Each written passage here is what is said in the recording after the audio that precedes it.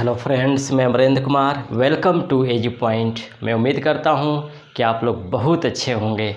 चलिए, आज का जो हमारा करंट क्लास है वह बेरूत ब्लास्ट समझने का प्रयास करते हैं कि आखिर बेरूत ब्लास्ट के पीछे कारण क्या थे।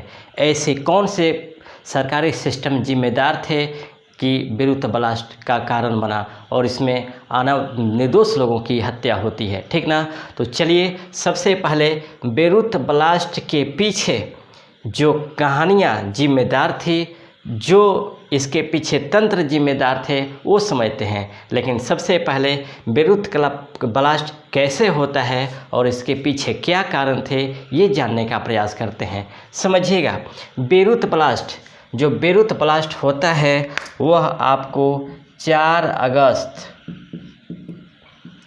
2020 को यह आपको बेरूत ब्लास्ट होता है, जिसमें काफ़ी संख्या में निर्दोष लोग मारे जाते हैं, जिसमें बेरूत के निवासियों की कोई दोष नहीं थी, लेकिन फिर भी उनको अपनी जान को गंवाना पड़ा।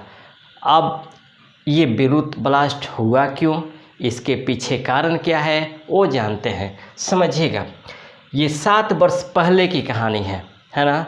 ये आपको 7 वर्ष पहले की कहानी है। पहले ब्लास्ट यहाँ हुआ कैसे, ये पहले कहानी को जानने का प्रयास करते हैं। समझिएगा, सितंबर 2013 में, समझिएगा, सितंबर 2013 में रूस के दक्षिण और पश्चिम में ये आपको स्थान था जॉर्जिया, ठीक ना। जॉर्जिया जो स्थित है वह काला सागर के तट पे स्थित है, ब्लैक सी के तट पे स्थित है। और इसी जॉर्जिया का जो एक शहर है, वह शहर का नाम है बातूमी, है ना। बातूमी शहर, ये बातूमी शहर पर ही जॉर्जिया का पोर्ट यानी बंदरगाह स्थित है, ठीक ना। यहाँ से समझिएगा, यहाँ से अमोनियम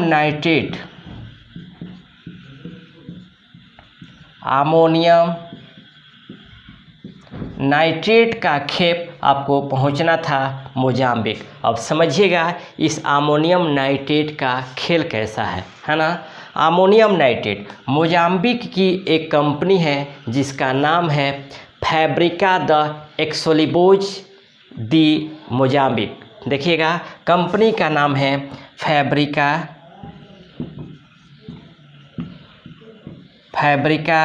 द एक्सोलिबोज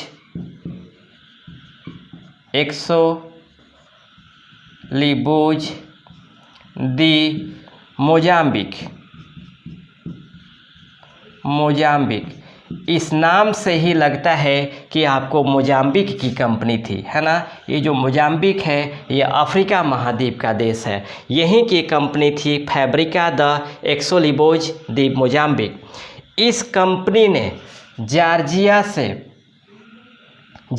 से रूसी व्यापारी जिसका नाम था आपको इगोर रेसुस्की, रूसी व्यापारी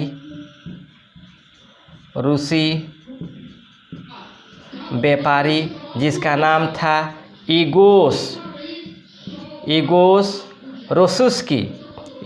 इसका नाम था इगोर रेसुस्की।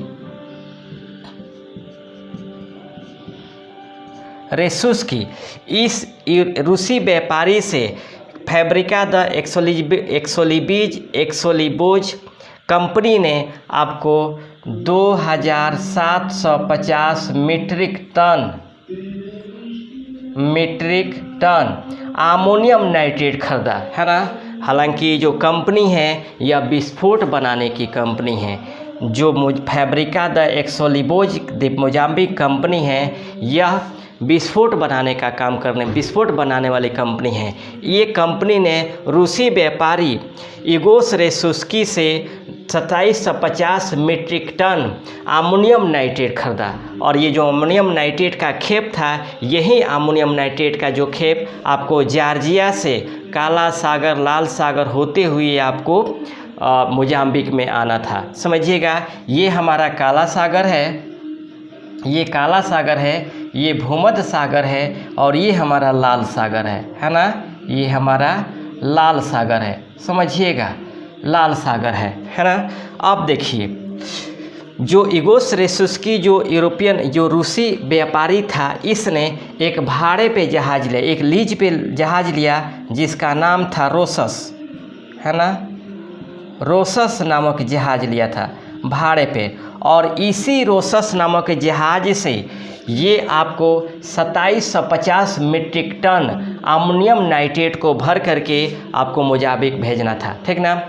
जो मोजाम्बिक जो कंपनी थी, इसने 2750 मीट्रिक टन अमोनियम नाइट्रेट के लिए आपको $1 मिलियन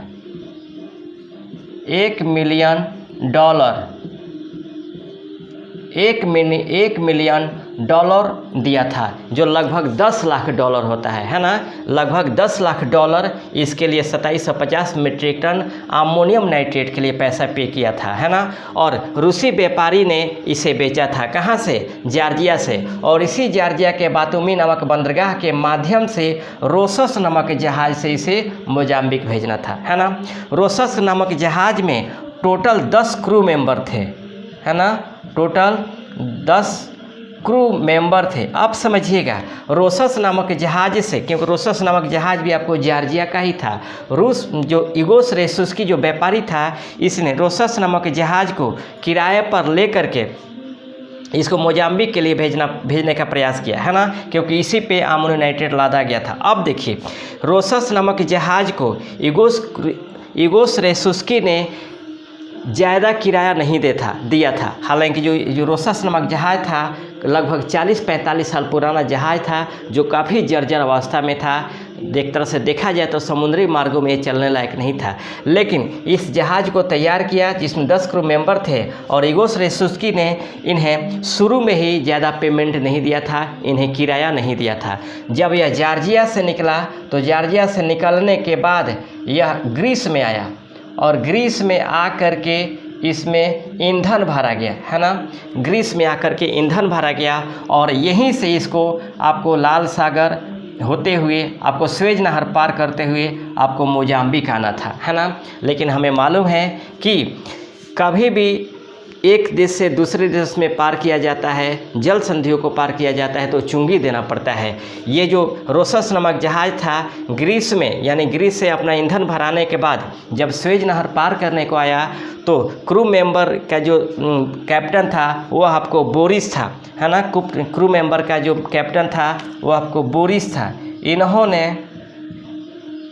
रूसी व्यापारी से यानी इगोस रेसुस्की से पैसे की मांग की। इन्होंने कहा कि हमारे पास ज़्यादा पैसे नहीं हैं कि हम स्वेज नहर को किराया दे पाएँ, उसका चुंगी दे पाएँ, क्योंकि स्वेज नहर को पार करने के लिए चुंगी देना पड़ता है, ठीक ना। ये जो स्वेज नहर है काला सागर और लाल सागर को जोड़ता है, ठीक ना। तो इसी स्वेज नहर को पार करने के लिए इसको चुंगी देना था। लेकिन कैप्टन बोरिस जो थे, इनके पास क्रू मेंबर के जो कैप्टन थे बोरिस, इनके पास ज़्यादा पैसे नहीं थे को स्वेज नहर का किराया या चुंगी दे पाए। तब इन्होंने व्यापारी इगोस रेसुस्की से पैसे की मांग की। इगोस रेसुस्की ने पैसे देने से इनकार किया और निर्देश दिया कि सीधे आप ग्रीस से आप लेबनान चले जाइए, है ना। सीधे यानी रेसुस्की नामक जहाज़ को यह आदेश दिया कि आप ग्रीस से सीधे आप लेबनान की राजधानी बेरूत चले जाइए। और बेरूत जाने के बाद बेरूत बंदरगाह से बड़े बड़े जो मशीन है उसको आप कार्गो में भरिए, यानी अपने जहाज़ में भरिए, और उससे जो किराया मिलता है उससे अपना काम चलाइए। यह कह करके इगोस रेसुस्की अपना पल्ला झाड़ लिया, है ना। इगोस रेसुस्की के निर्देशों का पालन करते हुए जो जहाज़ के क्रू मेंबर थे यानी बोरिस थे, उन्होंने बेरूत पहुँचे। और बेरूत पहुँचने के बाद यहाँ जो रखे हुए बड़े बड़े मशीन थे इसको कार्गो में यानी जहाज़ों में रखने का प्रयास किया, लेकिन मशीन इतने बड़े थे कि जहाज़ में नहीं आ पाए, है ना। जहाज़ में नहीं आने के कारण बेरूत बंदरगाह पे जब इन्होंने मालवाहक को अपने लगाया यानी जहाज़ को यहाँ रखा तो बेरूत के जो बेरूत पोर्ट के जो अधिकारी थे वह किराया मांगना शुरू किए। हालांकि जो कैप्टन बोरिस थे इनके पास बेरूत के अधिकारियों को यानी पोर्ट के अधिकारियों को किराया देने में सक्षम नहीं हुए। तब जो पोर्ट के यानी बेरूत बंदरगाह के जो अधिकारी थे उन्होंने इनको कब्जे में ले लिया। जो 10 क्रू मेंबर थे इनको सबको बंधक बना लिया, है ना। और बंधक बनाने के बाद क्योंकि यहाँ पे ये पहुँचे थे आपको नवंबर 2013 में, है ना, नवंबर 2013 में पहुँचे थे। और पैसा नहीं देने के कारण, किराया नहीं देने के कारण बेरूत के जो पोर्ट अधिकारी हैं, बंदरगाह अधिकारी हैं, 200 क्रू मेंबर को बंधक बना लिया। जब 200 क्रू मेंबर को बंधक बना लिया तो उसमें से 10 महीने बाद 6 क्रू मेंबर को रिहा कर दिया। बचे उसमें से 4, जिसमें कैप्टन बोरिस भी थे जो रूस के निवासी थे। कैप्टन बोरिस जो लेबनान के रूसी दूतावास था, उन्होंने लेटर लेकर के सहायता की मांग की, जिस पे रूसी दूतावास ने उनको कोई सहायता नहीं की। यहाँ तक कि कैप्टन बोरिस ने रूसी राष्ट्रपति व्लादिमीर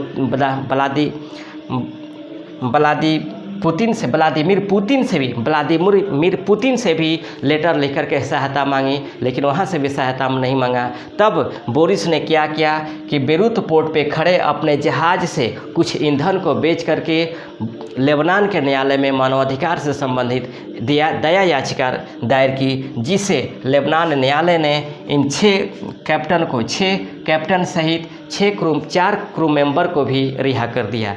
जब रिहा कर दिया तो कैप्टन बोरिस भी जहाज़ वहीं पर छोड़ करके वापस हो गए, है ना। अब समस्या उत्पन्न होती है कि जो यहाँ जहाज़ खड़ा हुआ है उसका किया जाए। तब बेरूत पोर्ट के जो कर्मचारी थे, अधिकारी थे, उस बोट को कब्जे में लिया और कब्जे में लेने के बाद उस पे लादे गए जितने 2750 मीट्रिक टन अमोनियम नाइट्रेट थे, इसको उतार करके बेरूत के गोदामों में रख दिया गया, ठीक ना। जब बेरूत के गोदामों में रखा गया तब समस्या उत्पन्न हुई कि इस जो अमोनियम नाइट्रेट है, जो सबसे खतरनाक विस्फोटक पदार्थ है, इसको किसी तरह डिस्पोज किया जाए या देश से बाहर किया जाए। तब कस्टम ड्यूटी के जो डायरेक्टर थे वह आपको बद्री दाहेर थे, है ना। कस्टम ड्यूटी के जो डायरेक्टर थे वह बद्री दाहेर। इन्होंने सरकार से आपको लेबनानी जुडिशियरी से एवं लेबनानी सेनाओं से यह लेटर लिखकर आग्रह किया कि किसी तरह जो ये अमोनियम नाइट्रेट है इसको देश से बाहर निकाला जाए या डिस्पोजल किया जाए, क्योंकि यह काफ़ी खतरनाक है। लेकिन बद्री दाहिर के बातों को भी नहीं माना गया। उसके बाद देखिए गलती किस तरह होती जा रही है ना। ये 7 वर्षों में गलती किस तरह होती जा रही है। बद्री दाहिर जो उस समय आपको कस्टम ड्यूटी के डायरेक्टर थे, है ना, कस्टम ड्यूटी के डायरेक्टर थे, कस्टम विभाग के डायरेक्टर थे। इन्होंने लेटर लिखकर के आपको लेबनानी जुडिशरी और सेनाओं से यह मांग की थी कि हर हालत में इसका अमोनियम नाइट्रेट को या तो देश से बाहर निकाल दिया जाए या इसको डिस्ट्रॉय कर दिया जाए, डिस्पोज कर दिया जाए। लेकिन इसके बातों पर ध्यान नहीं दिया गया। तब आपको जो बेरूत बंदरगाह के जनरल मैनेजर थे उनका नाम था हसन कुरैतन। उन्होंने भी आपको सरकार से आग्रह किया कि अगर इसको नहीं हटाया जाता है तो शायद एक दिन यह खतरनाक रूप ले सकता है, विस्फोट हो सकता है। तब लेबनान सरकार ने संज्ञान लेते हुए कहा कि इसका नीलामी किया जाएगा, ठीक ना।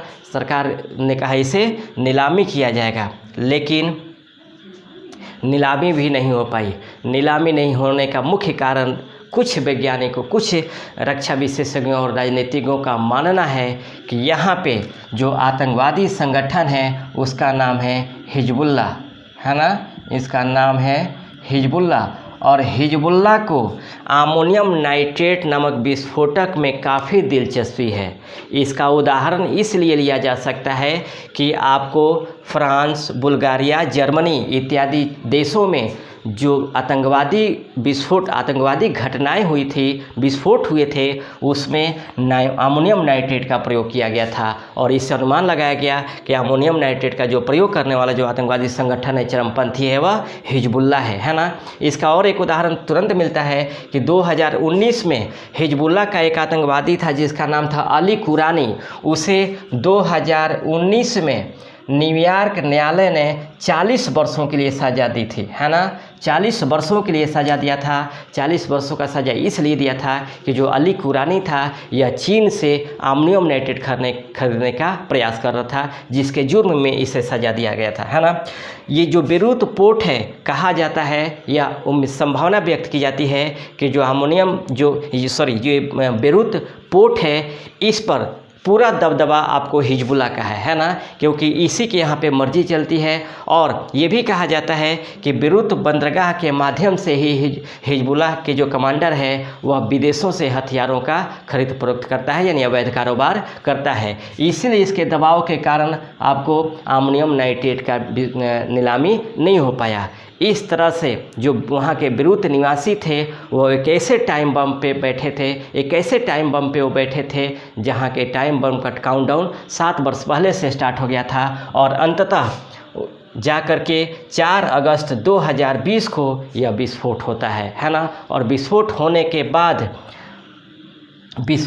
के बाद यहाँ की मंजर ही बदल जाती है। यहाँ पे काफ़ी संख्या में कहा जाता है लगभग 23,000 करोड़ रुपए का नुकसान हुआ, लगभग 130 लोग मारे गए और हज़ारों लोग इससे प्रभावित हुए। और इसके साथ साथ अगल बगल क्षेत्र भी काफ़ी प्रभावित हुआ। इसका विस्फोट इतना भयानक था कि यहाँ से 234 किलोमीटर दूर साइप्रस में भी भूकंप के झटके महसूस किए गए। वहाँ के लोगों को लगा कि शायद हमारे क्षेत्र में ऐसा विस्फोट हुआ है या ऐसा भूकंप का क्षेत्र आया है, जो अपने अपने घरों में या अपने बचने का प्रयास किया था, है ना। हालांकि जब ये विस्फोट हुआ, जो बेरूत में ये जो अमोनियम नाइट्रेट का विस्फोट हुआ, जिससे काफ़ी निर्दोष लोग मारे गए, इन लोगों का कहना था कि शायद ये जो गलती है ये हमारे सिस्टम की ही गलती है। अगर दूसरे कोई आतंकवादी घटनाएं हुई होती तो शायद हम यह कह कर के संतुष्ट कर लेते कि चलो हमारे ऊपर आतंकवादी घटनाएं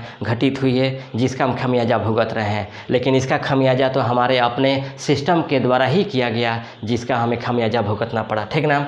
अमोनियम नाइट्रेट है, इसकी अब कुछ कहानी सुनिए। वैज्ञानिकों का मानना है कि जैसे जैसे पुराना होता है, सामान्य स्थिति में होता है तब तो सही है, लेकिन 40 डिग्री के टेम्परेचर जब आता है तो इसमें विस्फोट होना शुरू हो जाता है और यही इसका कारण बना, है ना। हालांकि अमोनियम नाइट्रेट को लेकर के समय समय पर आपको गाइडलाइन जारी किए गए, लेकिन किसी गाइडलाइन का कोई पालन नहीं किया गया। अमोनियम नाइट्रेट से संबंधित जो पहला विस्फोट हुआ था वो आपको 1947 में टेक्सास में, है ना, टेक्सास जाते हुए एक मालवाहक जहाज़ में हुआ था, जिसमें काफ़ी लोग मारे गए थे, है ना, काफ़ी लोग इसमें मारे गए थे। उसके बाद 2004 में ईरान में विस्फोट हुआ था। ये जो 1947 में टेक्सास में हुआ था, इसमें आपको 2300 टन आपको अमोनियम नाइट्रेट रखा गया था, जो समुद्रों में विस्फोट हुआ था, जिससे समुद्री लहरें लगभग 15 फीट ऊपर उठ गई थी, है ना। इसके बाद 2004 में ईरान में एक मालगाड़ी के माध्यम से आपको अमोनियम नाइट्रेट लेकर जाया जा रहा था, जिसका वजन था 800 टन, और यह विस्फोट जहां हुआ वहां का पूरा गांव तबाह हो गया, है ना। इसके बाद आपको 2015 में आपको चीन के तियांजियांग नामक शहर में विस्फोट हुआ, जिसमें काफ़ी संख्या में मारे गए लोग। लेकिन इन सभी घटनाओं से भी कोई सरकार या कोई देश इसको सीरियस नहीं लिया, और उसी का कारण बना कि लेबनान की राजधानी बेरूत में वहाँ के निर्दोष लोगों को अपनी जान गंवानी पड़ी, ठीक ना।